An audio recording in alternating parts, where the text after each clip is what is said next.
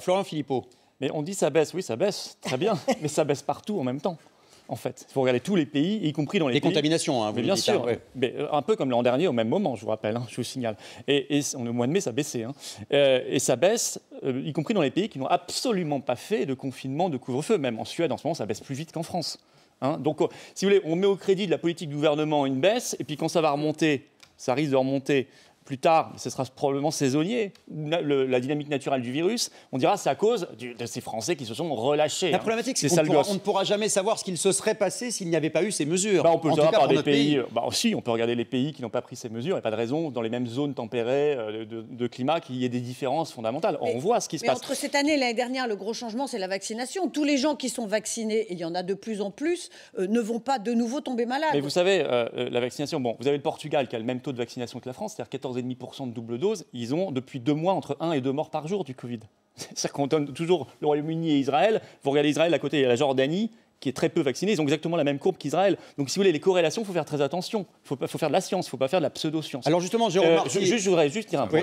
Moi, je me méfie juste d'une chose, c'est l'histoire de dire Macron et Castex en terrasse, on a vu ces images, etc. On vous rend votre... Bon. Non, là, on passe dans un régime de liberté conditionnelle. C'est même le professeur Fontanier du Conseil scientifique qui l'a confirmé hier. C'est pas la liberté, ça s'appelle la liberté conditionnelle. C'est un régime carcéral. Et avec le pass sanitaire... Vous trouvez qu'on est dans un régime carcéral depuis un an ? On est dans une loi, là, qui, au moins jusqu'au 30 septembre, permet à tout moment de reconfiner, de refermer, etc. Et puis, on va mettre en place... C'est pas une dictature, quand même.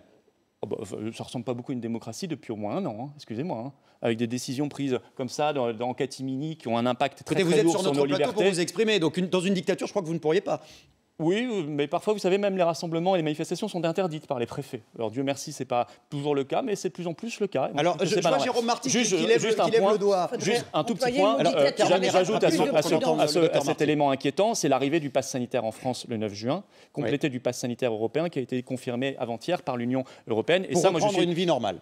Non, mais je suis totalement contre cela et je soutiens les États dans le monde comme les États-Unis qui interdisent le pass sanitaire parce que là, c'est une discrimination fondée sur l'état sérologique ou l'état de vaccination et c'est un basculement de civilisation. Alors, je vais vous donner la parole dans quelques instants, Sylvain Maillard, pour que vous répondiez sur cette question, mais Jérôme Marty trépignait. Je vous ai vu lever la main, vous êtes très sage, vous attendez qu'on vous donne la parole, donc on vous écoute. J'ai pas la sensation qu'au Brésil, les choses se passent merveilleusement bien. J'ai pas la sensation qu'en Inde, les choses se passent merveilleusement bien. En bref, il y a 10 fois moins de morts j'ai pas par la habitant sensation que dans les pays qui ont utilisé les traitements défendus par M. Philippot, les choses se passent bien.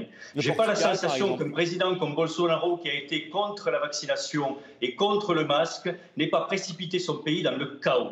Il faut rappeler ce qu'on a connu, et je vais très vite.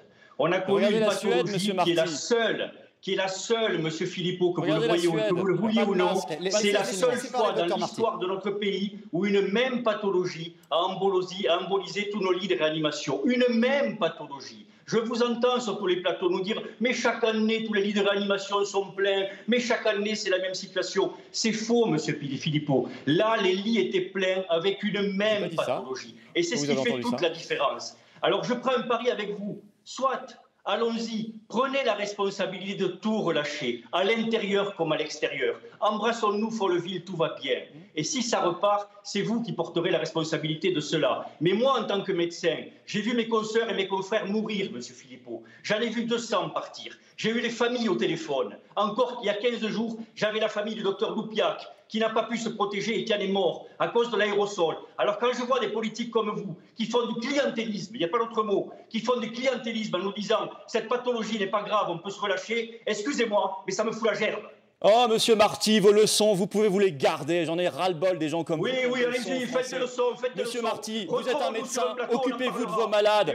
Occupez-vous de vos malades et allez un peu moins sur les plateaux télé. Occupez-vous de vos malades, donnez vos conflits d'intérêts à la télévision. Donnez vos conflits d'intérêts à la télévision et occupez-vous de vos malades au lieu de vous occuper de la télévision depuis un an. Je rajoute simplement une chose.